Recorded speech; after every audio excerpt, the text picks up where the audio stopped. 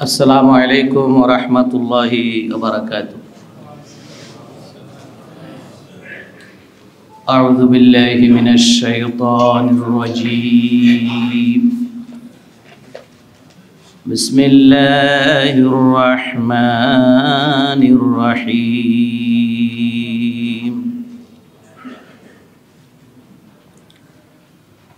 वसारिऊ इला मग़फ़िरतिम मिर रब्बिकुम व जन्नतिन अर्दुहा अस्समावातु वल अर्द उइद्दत लिल मुत्तक़ीन अल्लज़ीना युनफ़िक़ूना फ़िस्सर्राइ वद्दर्राइ वल काज़िमीनल ग़ैज़ वल आफ़ीना अनिन नास वल्लाहु युहिब्बुल मुहसिनीन। वल्लज़ीना इज़ा फ़अलू फ़ाहिशतन औ ज़लमू अन्फुसहुम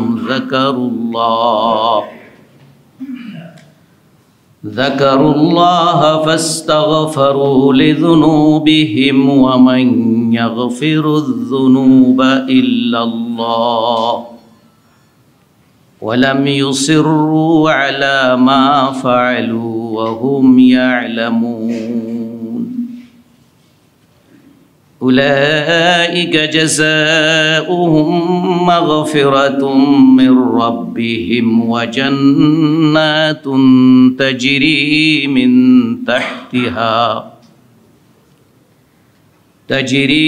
मिन तहतिहल अन्हारु खालिदीन फ़ीहा व निअम अजरुल आमिलीन। আল্লাহ রাব্বুল আলামিন বলেন, আর তোমরা তোমাদের রবের মাগফিরাত এবং ওই জান্নাতের দিকে দৌড়াও যার প্রশস্ততা আসমানসমূহ এবং জমিনের সমতুল্য, যেই জান্নাতকে মুত্তাকিদের জন্য প্রস্তুত করে রাখা হয়েছে। মুত্তাকি তো তারা যারা সচ্ছল অবস্থায় অসচ্ছল অবস্থায় ব্যয় করে আর ক্রোধ হজম করে এবং লোকদেরকে ক্ষমা সুন্দর দৃষ্টিতে দেখে। বস্তুত আল্লাহ মুহসিনিনদেরকে ভালোবাসেন।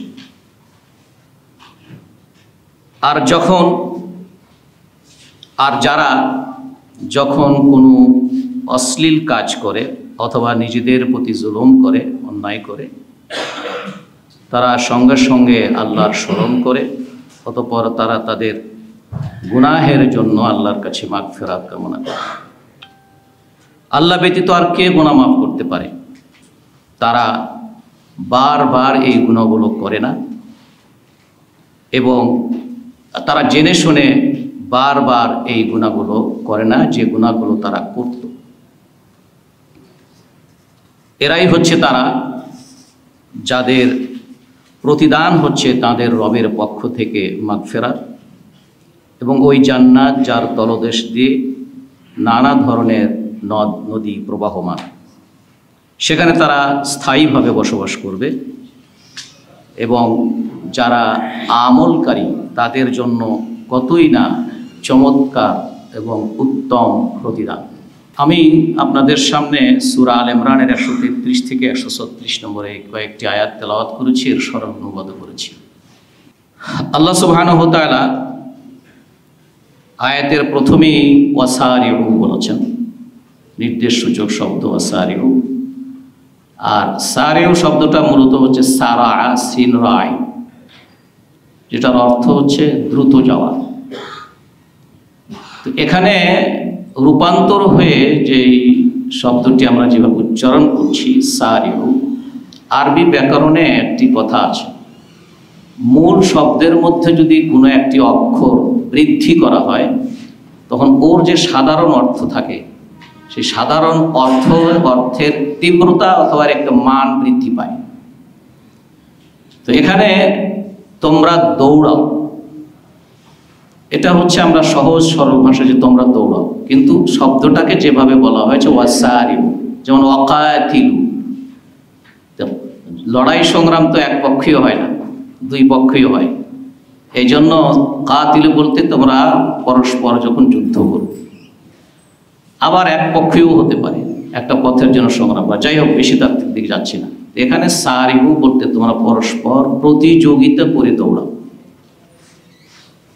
তোমরা পরস্পর প্রতিযোগিতা করে দৌড়াও দুটো জিনিসের দিকে, একটি হচ্ছে মাগফিরাত, আরেকটি হচ্ছে জান্নাত।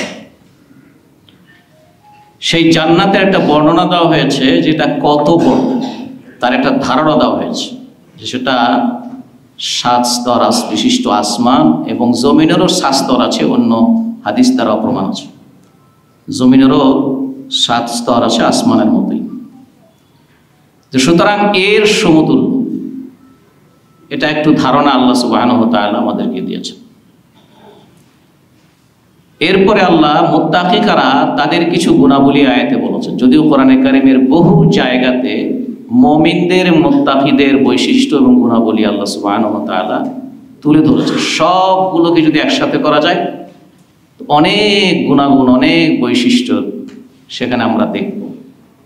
তো যখন ঈমান নিয়ে মুমিন হয়ে যদি মৃত্যুবরণ করি, অথবা এই ধরনের মুমিন যাদের বিজয়টা সুনিশ্চিত বলে আল্লাহ বলেছেন, আপনাদের যে আয়াতটা মুখস্থ আছে, যে ওয়ালা তাহিনু ওয়ালা তাহজানু ওয়া আনতুমুল আ'লাউনা ইন কুনতুম মুমিনিন।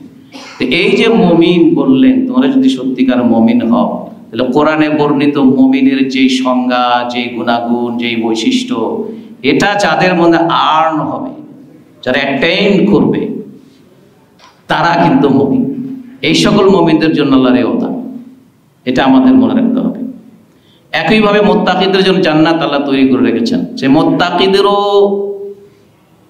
অনেক গুণাগুণের কথা বলা হয়েছে। এমন না যে ওইটার সাথে বিপরীত গুণ, ওইটার সাথে, এটা হইতে পারে কতগুলো একই ধরনের, কিন্তু এই সকল গুণাগুণ অর্জন করে যারা ইমানদার, যারা মুত্তাকি হবে, তাদের জন্য আল্লাহ সুবহানাহু ওয়া তাআলা এই পুরস্কারের কথা বলেছেন, তাদের এই প্রাপ্তির কথাটা আল্লাহ সুবহানাহু ওয়া তাআলা বলেছেন।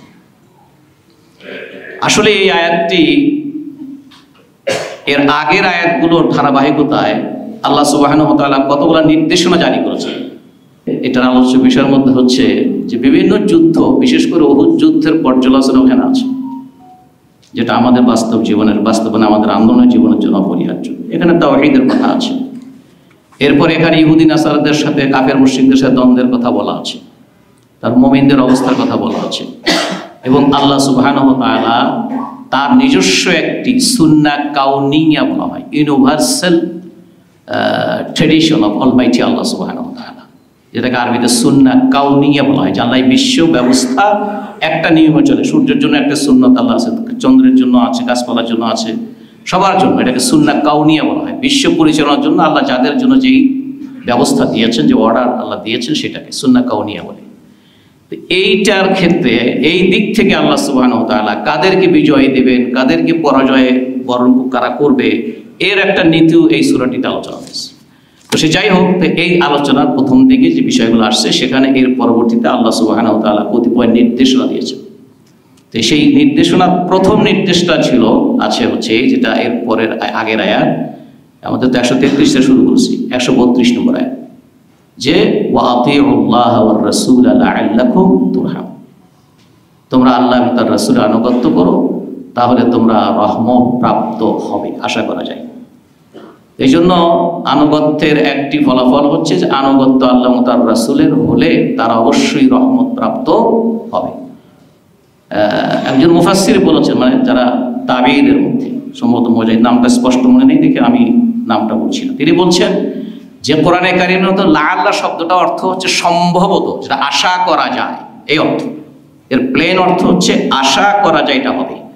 তাহলে আল্লাহ কি আশা করা যায় এটা হবে না? এই জন্য তিনি তাফসিরে বলা হয়েছে কোরআনে কারিমে যত লাআল্লাহ শব্দ আছে সবগুলো তাহকিকের অর্থ। তাহলে হচ্ছে অবশ্যই, ইনশিওর, তাহকিক যেটাকে বলা হয়, নিশ্চিতের অর্থ, মানে তা অবশ্যই তারা রহমত প্রাপ্ত হবে। দ্বিতীয় নির্দেশনা হচ্ছে এটা, প্রথম নির্দেশনা হচ্ছে আল্লাহ তাআলা রাসূলের আনুগত্য, আমরা সেদিকে আলোচনা যাব না। দ্বিতীয় নির্দেশনা হচ্ছে ওয়াসারিউ ইলা মাগফিরাতিন মির রাব্বিকুম ওয়া জান্নাতিন আরদুহা কা'আরদিস সামাওয়াতি ওয়াল আরদ। ঠিক একই ধরনের ভাষাতে আল্লাহ সুবহানাহু ওয়া তাআলা আরো কয়েকটি আয়াতে এই কথাটি অর্থটি বুঝিয়েছেন। সেখানে ব্যবহৃত হয়েছে সাবিকু, সেখানে আল্লাহ বলেছেন সাবিকু। এটা হচ্ছে আল হাদীদের 24 নম্বর আয়াত নাকি 21 নম্বর আয়াত, শুধু 21 নম্বর আয়াত, সূরা আল হাদীদের 21 নম্বর আয়াত। সাবিকু ইলা মাগফিরাতিন মির রাব্বিকুম ওয়া জান্নাতিন আরদুহা কা'আরদিস সামা। এখানে একটু কা'আরদিস সামাটা বেশি আছে, অর্থ একই। ওখানে আসমানকে বহুবচন বলা হয়েছে, আর সূরা আল হাদীদের আসমান শব্দ সামা এক বচন ব্যবহার করা হয়েছে। একই অর্থ, একই মিনিংয়ে। ওখানে গ্রামারের দিক থেকে ওখানে সামাওয়াত আল্লাহ বহু বচন ব্যবহার করেছে, এখানে সামা এটাকে বলা হয়, আরবিতে যারা মাদ্রাসা পড়া আছে আলেমরা আছেন, ইসমে জিন্স বলা হয়। জিন্স বলতে গোটা আসমানকে বোঝানো হয়, সেটা যত স্তর বিশিষ্ট হোক না কেন। তো সুতরাং এভাবে আল্লাহ সুবহানাহু ওয়া তাআলা এখানে বলেছেন যে এরপরও সেখানে এখানে বলছেন উইদ্দাত লিল্লাযিনা আমানু বিল্লাহি ওয়া রাসূলিহি, ওখানে বলছেন উইদ্দাত লিল মুত্তাকিন, আর এখানে সূরা আল হাদীদ বলছেন উইদ্দাত লিল্লাযিনা আমানু বিল্লাহি ওয়া রাসূলিহি, যে মুমিনদের জন্য আল্লাহ এই জান্নাত তৈরি করে রেখেছেন যারা আল্লাহ এবং তার রাসূলের প্রতি ঈমান এনেছে। তো এই যে প্লেন আল্লাহ এবং তার রাসূলের প্রতি ঈমান আনার অর্থ শুধু প্লেন হিসেবে গ্রহণ করা না। এই জন্য হাদিসে আমাদের দেশে একটা হাদিস বেশি প্রসিদ্ধ, যেটা মানুষদের খুব বেশি আশান্বিত করেছে, যে লা ইলাহা ইল্লাল্লাহ বলছে জান্নাতে যেতে পারবো। যে হাদিসে আছে মান ক্বালা লা ইলাহা ইল্লাল্লাহ দাখালাল জান্নাহ, সহিহ হাদিস, বুখারী মুসলিম সব সহিহ হাদিস গ্রন্থই আছে। যে ব্যক্তি লা ইলাহা ইল্লাল্লাহ বললো সে জান্নাতে গেল। কিন্তু এই হাদিসে আরো কয়েকটি বর্ণনা আছে, সেখানে এক একটা হাদিসের বর্ণনাতে কয়েকটা শব্দ বাড়তি আছে। মান ক্বালা লা ইলাহা ইল্লাল্লাহ সাদিকান বিকলবিহি দাখালাল জান্নাহ, এখানে সাদিকান বিকলবিহি আছে, আর এখানে খালিসান মিন কলবিহি। তাহলে সাদিকান বিকলবিহি কি? সততার সাথে যারা এই ঘোষণা দিল যে দেয়ার ইজ নো কি অরশিপ, বলে আমি এখানে অরশিপড বাট আল্লাহ, আল্লাহ ছাড়া আর কোনো সত্য মাবুদ নাই বা ইলাহ নেই, এটা সততার সাথে যারা ডিক্লার করে ঘোষণা করে তারা। আর ওইটার অর্থ হচ্ছে খালিসান, নিষ্ঠার সাথে যারা করে। তাহলে সততার সাথে যারা লা ইলাহা কালিমাতুত তাওহীদের ঘোষণা যারা দেয় এবং নিষ্ঠার সাথে যারা ঘোষণা দেয়, তারা এই কালেমার দাবির বিপরীত এক বিন্দু চলতে পারে, এক বিন্দু না। আমি একটা কথা খুব বেশি বলি, সেটা হচ্ছে বেশি বলি মানে বেশি করে বলি, সেটা হচ্ছে আমরা কিন্তু ইসলামের ব্যাপারে এই যে ফরজ পালন করার ক্ষেত্রে আমরা মানে অনেক আগে থেকেই ফরজ, ওয়াজিব, সুন্নত, নফল এগুলাকে ভাগ করেছি। আমাদের ওইটা ফরজ, ওইটাকে গুরুত্ব দিতে হবে, তারপরে একটা ওয়াজিব, এটা একটু কম গুরুত্ব দিলেও চলবে, এরপরে সুন্নতটা আর একটু কম গুরুত্ব দিলেও চলবে, এরপরে মুস্তাহাব সেটা আরও একটু লেস ইম্পর্টেন্ট ইত্যাদি আমরা ভাবি, এবং সেভাবেই আমরা অভ্যস্ত হয়েছি। কিন্তু সাহাবায়ে কেরাম যাদের মাধ্যমে এই দিন বিজয়ী হয়েছে, যারা দিনকে বিজয়ী করে আমাদের কাছ পর্যন্ত পৌঁছিয়ে দিয়েছে, যে বিজয়ী দিন নিয়ে আমরা সেই বিজয়ী দিনকে টিকিয়ে রাখতে পারছি না, তারা একটি কুফরি সমাজে সেই দিনকে বিজয়ী করেছেন রাসূলের সাথে থেকে, রাসূলকে দিয়ে বিজয়ী করেছেন, আর সাহাবায়ে কেরাম তার সাথে ছিলেন। এই জন্য বলা হয় যে আল্লাহর অনুগ্রহের মধ্যে একটি হচ্ছে আল্লাহ সর্বশেষ উম্মতের জন্য সর্বশ্রেষ্ঠ রাসূল প্রেরণ করেছেন, এটা অনুগ্রহ এই উম্মতের জন্য। 2 নম্বর, সর্বশ্রেষ্ঠ রাসূলের উপরে সর্বশ্রেষ্ঠ কিতাব পাঠিয়েছেন, যেটাকে আমরা ডিভাইন বুক বলি। সুতরাং সেখানে আর একটা হচ্ছে যে সর্বশ্রেষ্ঠ রাসূল, সর্বশ্রেষ্ঠ কিতাব, এবং এই রাসূলের সঙ্গী হিসেবে সর্বশ্রেষ্ঠ মানুষদেরকে আল্লাহ তার সাথী হওয়া, সাহাবী হওয়ার জন্য আল্লাহ নির্বাচন করেছেন। এই এতগুলো অনুগ্রহ একসাথে হয়েছে, আর ফলাফল হয়েছে দিন বিজয়ী হয়েছে। সেই সাহাবায়ে কেরাম রাদিয়াল্লাহু আলাইহিম আজমাইন, তারা ইসলামকে ফরজ, ওয়াজিব, নফল, সুন্নাত এভাবে ভাগ করে করে তারা আমল করেনি। তারা সবকিছু কি আল্লাহর রাসূল কোনটা করতে বলেছেন সেটা করা, কোনটা করতে নিষেধ করেছে সেটা করা। তাহলে এই করা আর না করার মধ্যে ইসলাম পালন, এটা আল্লাহ কোরআনে বলেছেন যে সূরা আল হাশর 7 নম্বর আয়াতে, যে আমা আতাকুমুর রাসূলু ফাখুযু আমা নাহাকুম আনহু ফান্তাহু, তোমাদের জন্য রাসূল যা কিছু দিয়েছেন করার জন্য সেটা করো, গ্রহণ করো, আর যা নিষেধ করেছেন তা থেকে বিরত থাকো। তাহলে সাহাবায়ে কেরামরা কিন্তু তারা এই করা আর না করা এর মধ্যেই তিনটাকে পরিণত করেছেন। এর একটা, এটা বলে আমি আমার নিতে যাচ্ছি, এর একটা সবচেয়ে বড় উদাহরণ সহিহ বুখারীতে হাদিস আছে, আবু বকর নিজে বলছেন রাদিয়াল্লাহু তাআলা আনহু, আবু বকর, হু ইজ আবু বকর, যিনি নবী রাসূলদের পরে সমস্ত মানুষের মধ্যে নবী রাসূলদের পরে যিনি শ্রেষ্ঠ মুসলিম, শ্রেষ্ঠ মুমিন যিনি, তিনি বলছেন যে রাসূলুল্লাহ সাল্লাল্লাহু আলাইহি সাল্লামের কাছ থেকে করণীয় হিসেবে যেটা আমি পেয়েছি সেটা যত তুচ্ছই হোক না কেন আমি সেটা করেছি, আর যেটা নিষেধ করেছেন আল্লাহর রাসূল সেটা যত তুচ্ছ আনইম্পর্টেন্ট নিষেধাজ্ঞা হোক না কেন আমি সেটা করিনি। কি কারণে? খাউফান আন আজিল, যেটা করার কথা ছিল আমি ওটাকে তুচ্ছ মনে করে করিনি, যেটা না করার কথা ছিল সেটাকে আমি তুচ্ছ মনে করে করেছি। এই শুধুমাত্র এই কাজটা এই জন্য করে নাই যে এই কাজের কারণে, এই কাজ করার কারণে আমি পথভ্রষ্ট হয়ে যাই কিনা। তাহলে মুমিনদের যেই গুণাবলী আবু বকরের জন্য যা আমাদের জন্য তাই, সাহাবায়ে কেরামদের জন্য যা আমাদের জন্য তাই, এই বিষয়টা আমাদের মাথায় সবসময় রাখতে হবে। তো আল্লাহ সুবহানাহু ওয়া তাআলা সেখানে সাবিকুন, আমরা হাদিসে বলছি 25 কি আয়াতে। এছাড়া যেহেতু নির্দেশ, এই জন্য যে কোনো নির্দেশের, কোরআন এবং সুন্নাহর যে কোনো নির্দেশের ফার্স্ট অ্যাপ্লিকেশন হচ্ছে দিস ইজ ম্যান্ডেটরি। এর সাধারণ ভাষায়, সাধারণ সরল অর্থে এটা হচ্ছে অপরিহার্য। তাহলে আমাদেরকে মাগফিরাতের জন্য দৌড়াইতেই হবে, ম্যান্ডেটরি আমাদের জন্য। জান্নাতের জন্য আমাদের দৌড়াতেই হবে। এই ক্ষেত্রে আমি যাকে খুশি তাকে পিছিয়ে ফেলে যাও, ফালিয়াফি যালিকা ফালিয়াতানাফাসিল মুতানাফিসুন। এই জান্নাত পাওয়ার জন্য যারা প্রতিযোগী তারা প্রতিযোগিতা করেই যাবে, সুতরাং ওইখানে আমি কে আগে উঠবো এই প্রতিযোগিতা আমাদের থাকতে হবে। এর সাথে আরো কিছু আয়াত আছে যেখানে আল্লাহ বলছে সূরা আলে ইমরান 114 নম্বর আয়াতে, ওয়ায়ুসার, ওখানে মুমিনদের গুণাবলী বর্ণনা করতে গেলে আল্লাহ বলে ওয়ায়ুসারিউনা ফিল খায়রাত ওয়া উলাইকা হুমিনাস সলিহিন, যে তারা সবসময়ের জন্য যাবতীয় কল্যাণ কাজের জন্য তারা দৌড়ায়, প্রতিযোগিতা করে, কেউ বসে থাকে না, তারা প্রত্যেকেই দৌড় থাকে, ভালো কাজগুলো, কল্যাণের কাজগুলো তারা করতে থাকে, আর এরাই হচ্ছে সৎকর্মশীল ব্যক্তি। একইভাবে সূরা আল মুমিনুন এর 11 নম্বর আয়াতে প্রায় একই ভাষায় আল্লাহ বলছেন উলাইকা ইউসারিউনা ফিল খায়রাত ওয়া হুম লাহা সাবিকুন, এরাই, এর গুণাবলী যেগুলো আর আগে বলা আছে, এরাই সকল কল্যাণের কাজে আগে আগে দৌড়ায় আর এরাই প্রতিযোগিতে অগ্রগামী থাকে। ওয়া হুম লাহা সাবিকুন, এরাই অগ্রগামী থাকে। এই প্রসঙ্গে এই বিষয়গুলো আল্লাহ এখানে আমাদের সামনে তুলে ধরেছেন।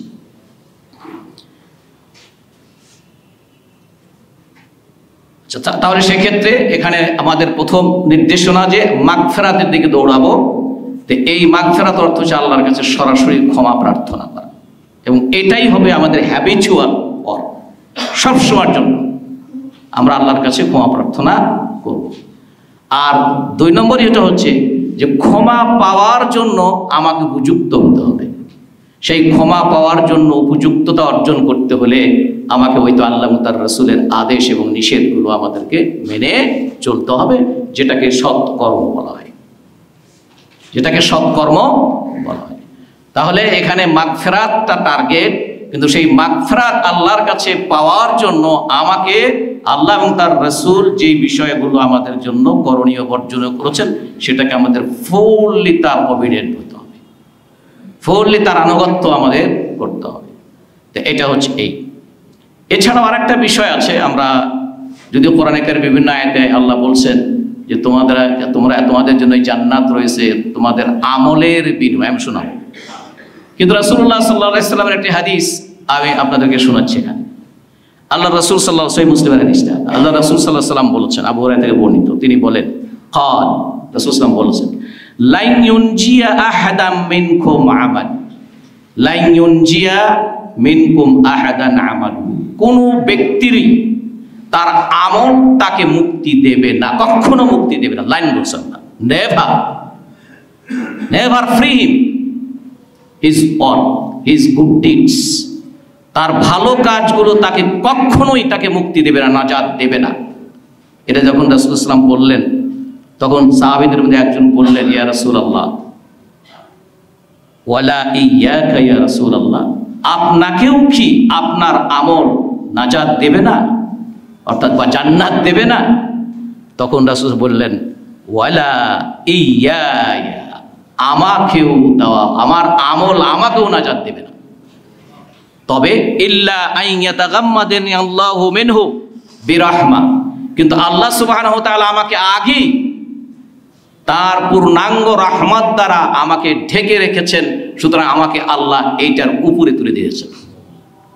তাহলে রাসূলুল্লাহ সাল্লাল্লাহু আলাইহি ওয়াসাল্লাম বলছেন, আমার আমলও আমাকে জান্নাতে নেবে না, নাজাত দেবে না, তবে আল্লাহ আমাকে আগেই তার রহমত দ্বারা আচ্ছাদিত করে আমার জন্য এটাকে নিশ্চিত করেছেন।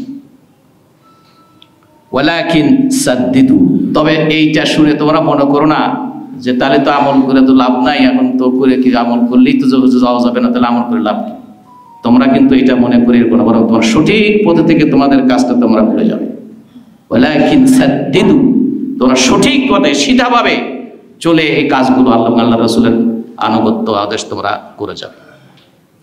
তা এখন অন্য একটি আয়াতে আল্লাহ সূরা নাহলের 32 নম্বর আয়াতে আল্লাহ বলেছেন, উদখুলুল জান্নাতা বিমা কুনতুম তা'মালুন, তোমরা যে সৎকর্ম করেছো এর কারণে তোমরা জান্নাতে প্রবেশ করবে।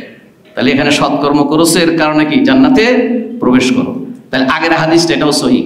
এখন একদল লোক তো আমাদের বলতেছে হাদিস অস্বীকার করে, বিশেষ করে কোরআনের আয়াতের সাথে যেটা কন্ট্রাডিক্ট করে সেটা হাদিস কয়, ওটা পরিত্যাজ্য না। তো যাই হোক, আল্লাহ আমাদেরকে এখান থেকে হেফাজত করুন। তো সুতরাং এখানে উদখুলুল জান্নাতা বিমা তা'মালুন, এরপর আরেকটা আছে তিলকাল জান্নাতু বিমা কুনতুম তা'মালুন, ওই জান্নাতটা তোমাদের জন্য যেটা তোমাদের আমলের কারণে তুমি পাবে। তাহলে এই হাদিসের সাথে বিপরীত হলো। আসলে এই ব্যাপারে মুফাসসিরিন কেরামদের এটার মধ্যে সমন্বয় হচ্ছে যে আপনি যখন নিষ্ঠার সাথে আমল করবেন, সেই আমল করার মাধ্যমে আল্লাহর সন্তুষ্টি যখন পাবেন, তখন আল্লাহ আপনাকে জান্নাতের উপযুক্ত করবেন, আপনার গুনাহ মাফ করে দিবেন, আপনার ত্রুটি থাকলে সেগুলো মাফ করে দিবেন এবং আপনাকে জান্নাতের। এই জন্য ওখানেও বলছে যে আমল ছাড়া তুমি পাবা না। তুমি আমল করছিলা, তোমার আমল আল্লাহ সন্তুষ্ট হয়েছে, তোমার ত্রুটি বিচ্যুতি কিছু থাকলেও সেটা আল্লাহ মাফ করে দিছে, দেন তোমাকে জান্নাতের ওয়ারিশ করেছে, তোমাকে জান্নাতের ওয়ারিশ করেছে। এভাবে সমন্বয় করা হয়েছে, এটি মনে রাখবেন। আরেকটা হচ্ছে, একটা জিনিস খেয়াল করবেন, এটা আকীদার সাথে সম্পৃক্ত। উইদ্দাত লিল মুত্তাকিন, জান্নাত এটা মুত্তাকিদের জন্য তৈরি করা, প্রস্তুত করা হয়ে গেছে, প্রস্তুত করা আছে। আমাদের কিন্তু এটা বিশ্বাস করতে হবে যে জান্নাত জাহান্নাম কাফেরদের জন্য, জান্নাত মুমিন মুত্তাকিদের জন্য। এটা অলরেডি মেড, এটা পরে আল্লাহ তৈরি করবেন, এই বিশ্বাস করলে ঈমান শুদ্ধ হবে। এটা আল্লাহ অলরেডি তৈরি করেছেন। এরপরে আল্লাহ সুবহানাহু ওয়া তাআলা, তাহলে জান্নাতটা কোথায় আছে এটা আল্লাহ বলছেন ইল্লিয়িনে আছে, ওই একটা সূরা মুতাফফিফিন আয়াত আছে, আবার জান্নাত সিজ্জিনে আছে এখানে। তাহলে মাঝখানে আসমান জমিনের যে প্রশস্ত আসমান জমিনের এই সাথে জান্নাত জাহান্নামের কোথায় আছে, এটার কোনো কন্ট্রাডিক্ট নাই। একটা হলো উপরে, সবকিছুর উপরে, একটা সবকিছু নিচে, তাহলে এটার কোনো কন্ট্রাডিক্ট নেই। আচ্ছা, এর কিছু যে গুণাবলী, সেই গুণাবলীর মধ্যে একটা আল্লাহ যে বলছেন আল্লাযীনা ইউনফিকুনা ফিস সাররাই ওয়াদ দাররা, এক নম্বরটা হচ্ছে যেটা আপনারা সবসময় করেন, আবার মানুষদের দ্বারা করান।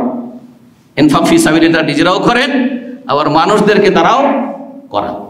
তো এইটাই হচ্ছে যে সচ্ছল এবং অসচ্ছল অবস্থায়। আর এটা করতে গিয়ে যেন আমার মনে কোনো ধরনের সংকীর্ণতা না আসে, আমি যেন বিরক্ত বোধ না করি, এই বিষয়টা আমাদের মানে এইখানে আমরা করি। সুতরাং এখানে আমি আপনাদের কাজ করতে চাই না। তো এইখানে আমরা অন্তত পক্ষে যেন আমরা বিরক্ত বোধ করে না করি, কারণ বিরক্ত বোধ করে কাজটা করলে আমরা হয়তো করা হতে পারে আল্লাহ আমার জন্য পুরস্কার দেবেন। এই জন্য আমরা এই বিষয়টা সকলেই খেয়াল রাখবো যে এইটা অনেক বড় ধরনের বিষয়। ইনফাকটা আমাদের জীবনের একটি অংশ বা ইমানের একটি অংশ, অর্ধেক জান এবং মালটা। আর এই দুটো জিনিসকে নেয় আমার দৃষ্টিতে, জান আর সম্পদ দুটো মিলে একজন মানব সত্তা। ডাক্তাররা চিকিৎসা কি বলবেন তা জানি না, তবে মানব সম্পদে তার জীবনটা এবং তার সম্পদটা দুটো মিলে একটা সত্তা। আর যখন আল্লাহ এই তাজকিয়ার কথা বলেন, তখন তার জীবনের পবিত্রতা, তার ওই সম্পদের পবিত্রতা, দুইটা পবিত্রতা একসাথে হলে ওই মানুষটা পিওর মানুষ। আমাদের অনেক মানুষ আছে, অনেক বাহ্যিক আমল আখলাক ভালো, কিন্তু ব্যবসা বাণিজ্য করলে হালাল হারামের কোনো বাদ বিচার নেই। উপার্জনের ক্ষেত্রে কীভাবে হচ্ছে জানি সেটার কোনো তৎকারী চিন্তাও নেই, ওদিকে এও নাই। মনে করছে আমি নামাজ করছি, হসপিটাল করছি, তাহাজ্জুদ করছি, বছর 2-3 বার ওমরা করছি, হজও করতেছি পারলে যতবার, কিন্তু তার ইনকাম, তার সম্পদ কিভাবে সার্কুলেট হচ্ছে, কিভাবে আসতেছে সেদিকে নেই। সুতরাং এই বিষয়টি আমাদেরকে মনে রাখতে হবে। এটা আমাদের ইমানের একটি কন্টিনিউয়াস একটি কাজ হচ্ছে, আমার জীবন থেকে আমার যেমন যেটা দরকার সেটা যেমন দেবো, আমার সম্পদ থেকেও আমি এভাবে আল্লাহর পথে আমরা ব্যয় করব। তো এটাই হইতে হবে নিষ্ঠার সাথে এবং স্বচ্ছন্দতার সাথে। আবু বকর নিয়ে যখন সব কিছু দিয়েছেন, আবু বকরের মনে কিন্তু কোনো লাগেনি। ওমর রাদিয়াল্লাহু আনহু অর্ধেকটা যখন দিয়েছে, তার মনে কোনো প্রতিযোগিতা করছে, কোনো সময় পারি না এবার আবু বকরের চাইতে বেশি করবো, এই জন্য অর্ধেক দিয়েছে। এরপরে কিন্তু যখন দেখছি ওনার সব নিয়ে আসছেন, ওমর বলছে আল্লাহর কসম করে বলেছে আর কোনোদিন আবু বকর আপনার সাথে আর কোনোদিন কোনো বিষয়ে প্রতিযোগিতা করবো না, মনে মনে প্রতিযোগিতা করবো না আপনার সাথে। আর কেমন করবো যে রাসূল সাল্লাল্লাহু আলাইহি ওয়াসাল্লাম বললেন যে আজকে গরিবকে খাওয়াইছে কে? সবাই। আবু বকর দাঁড়িয়ে বললেন আনা ইয়া রাসূলুল্লাহ।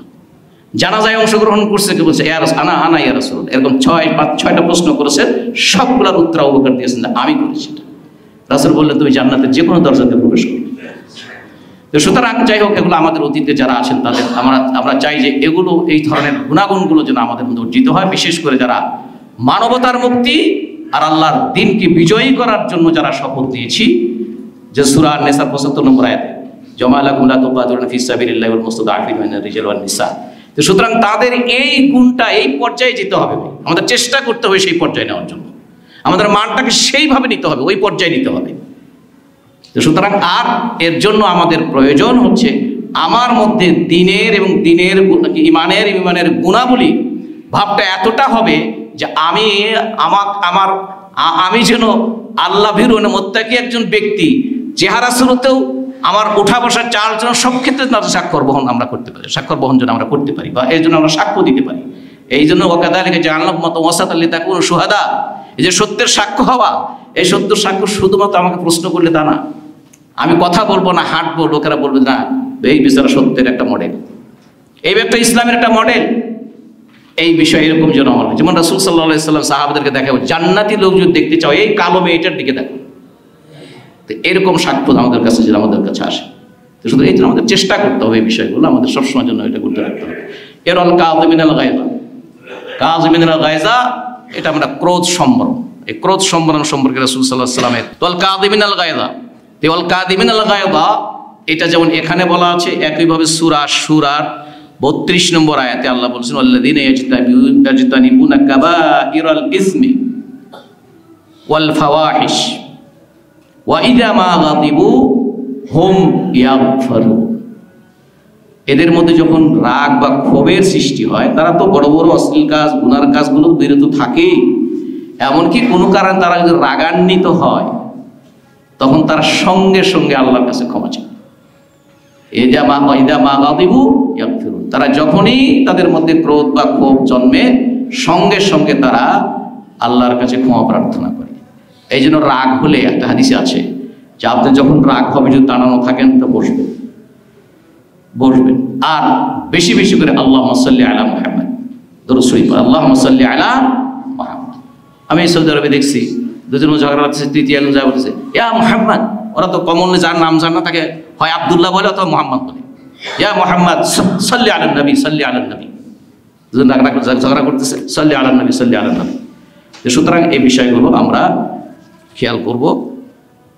আবু হুরায়রা একটা হাদিস বর্ণিত আছে সহিহ বুখারীতে, রাসূল সাল্লাল্লাহু আলাইহি ওয়াসাল্লাম এবার বললেন যে লাইসাস শাদীদু বিসসরাআতি ইন্নামাশ শাদীদুল্লাযী ইয়ামলিকু নাফসাহু বিল গাদাব। ওই ব্যক্তি বীর যোদ্ধা নয় যে ব্যক্তি কারোর সাথে মল্ল যুদ্ধে জয়লাভ করে, তাকে পরাজিত করে, ওই ব্যক্তি বীর নয়। বীর যুদ্ধ হচ্ছে এই যে ব্যক্তি নিজেকে ক্রোধের সময়, ক্ষোভের সময় তাকে দমন করে রাখতে পারে, তার ক্রোধ তাকে যে দমন করে রাখতে পারে। রাসূল সাল্লাল্লাহু আলাইহি ওয়াসাল্লামের কাছে এক ব্যক্তি এসে, এটা সহিহ বুখারীর হাদিস, রাসূল সাল্লাল্লাহু আলাইহি ওয়াসাল্লামের কাছে এক ব্যক্তি এসে বললেন ইয়া রাসূলুল্লাহ আপনি আমাকে উপদেশ দেন।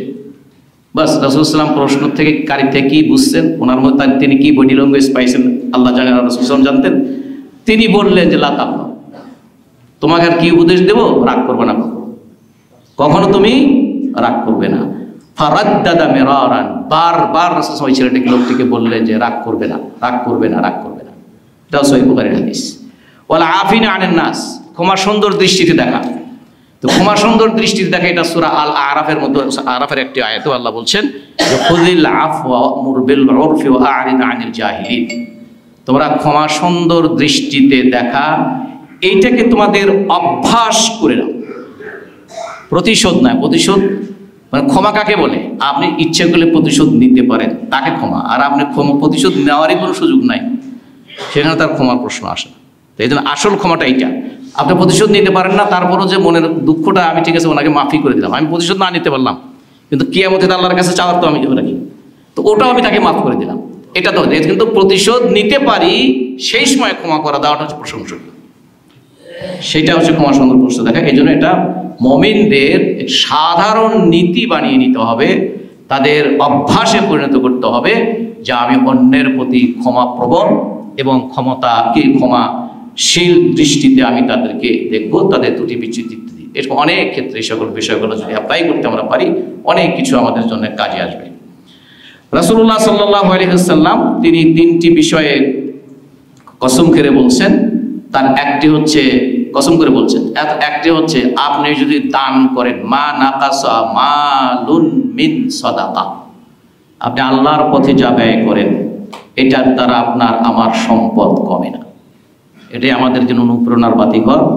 এটাই যে আমি যে আমার 100 টাকার থেকে আমি 25 টাকা দান করলাম, আমার 75 টাকা হলো, এই 75 টাকা 75 টাকা নয়, এটা 75 কোটি টাকা যদি আমাকে এই বিশ্বাস রাখতে হবে যে দানের কারণে সম্পদ কি কমে না। এই একটা রাসূল কসম করে বলছেন। 2 হচ্ছে ওমা যাদাল্লাহু আবদান বিআফবিন ইল্লা আযজান, আর আল্লাহ ওই বান্দা সম্মান বাড়িয়ে দেন যে ব্যক্তি অন্যদের প্রতি ক্ষমাশীল থাকে। আল্লাহ ওই ব্যক্তির সম্পদ বাড়িয়ে, ওই ব্যক্তির সম্মান বাড়িয়ে দেন যে ব্যক্তি ক্ষমা প্রবণ হওয়াটাকে তার অভ্যাসে পরিণত করে নেয়। আর 3 নম্বরটা হচ্ছে যেটা রাসূল কসম করে বলেছেন, মান তাওয়াবা লিল্লাহ রাফাহুল্লাহ, যে আল্লাহর ওয়াস্তে যে বিনয়ী হলো, আল্লাহ তার সম্মান এবং ইজ্জত তাকে বাড়িয়ে দেন, তাকে আল্লাহ উপরে তোলেন। তো সম্মানিত ভাইরা, এরপরে আল্লাহ এই লোকদের সম্পর্কে বলেছেন যে তাদেরকে আল্লাহ জান্নাত দেবেন। এর আগে যে জুলুম করলে, গুনার কাজ করলে, নিজের উপর জুলুম করলে, এরা আবার তওবা করে আর বারবার কাজ করে না। যদিও হাদিসে আছে কেউ যদি বারবার গুনার কাজ করেও, তাই বলে কি সে ক্ষমা চাওয়া বন্ধ করে দেবে? না। এই জন্য ক্ষমা প্রার্থনার ক্ষেত্রে বারবারের কোনো বার নেই, বারবারের কোনো বার নেই। নিজের নফসের উপর জুলুম করা মানে, কোনো গুনাহের কাজ করা মানে নিজের নফসের উপর জুলুম করা। এই জন্য আমরা আল্লাহর কাছে দোয়া করি ওই যে নামাজের শেষ বৈঠকে, যে আল্লাহুম্মা ইন্নী যালামতু নাফসি যুলমান কাসীরা, আল্লাহ নিজের নফসের উপর জুলুম করেছি। আল্লাহ আদম আলাইহিস সালামকে আল্লাহ এই জন্য ক্ষমা করেছেন, রব্বানা যালামনা আনফুসানা ওয়া ইল্লাম তাগফির লানা ওয়া তারহামনা লানাকুনান্না মিনাল খাসিরিন। তো সুতরাং এই সকল গুনার কাজ কিছু হয়ে গেলে এটার জন্য আমার আল্লাহর কাছে সবসময় ক্ষমা প্রার্থনা করতে হবে। তবে ইচ্ছে করে আমি ক্ষমা প্রার্থনা করার জন্য তো কিছু তওবার একটা শর্ত আছে, কতগুলো 5-6টা শর্ত আছে। তার মধ্যে একটি হচ্ছে প্রথম নিষ্ঠা হইতে হবে, 2 নম্বর হচ্ছে এই কাজটি আর করবো না বলে আল্লাহর সাথে প্রতিশ্রুতি দিতে হবে। তো এই সকল বিষয়গুলো মনে রাখবো। এর অর্থ হচ্ছে সম্মানিত ভাইরা, যে আমরা গুনার কাজ করব না, সবসময় আল্লাহ রাসূলের আনুগত্যের উপর চলবো। এরপরে যদি ত্রুটি বিচ্যুতি আমার হয়েই যায়, এজন্য আমি ক্ষমা প্রার্থনাও আল্লাহর কাছে বারবার করব। আল্লাহ যেন আমাদের সকলকে অন্তত এই আয়াতগুলোতে যেই গুণাবলীর কথা আল্লাহ তুলে ধরেছেন, এগুলো যেন আমাদের মধ্যে অর্জিত হয়, আল্লাহর কাছে সেই তৌফিক কামনা করি। আমরা যেন আল্লাহর কাছে তার ক্ষমার উপযুক্ত হই, এজন্য আমরা যেন সবসময় ভালো কাজ করি। ভালো কাজ করলে আল্লাহর ক্ষমা পাওয়ার উপযুক্ত হব। সুতরাং এবং এর বিনিময়ে তখন আল্লাহ জান্নাত দান করবেন। আল্লাহ আমাদের সকলকে আমাকে সকলকে তৌফিক দান করুন। ওয়া আখিরু দাওয়ানা আলহামদুলিল্লাহি রাব্বিল আলামিন। আসসালামু আলাইকুম ওয়া রাহমাতুল্লাহি ওয়া বারাকাতুহু।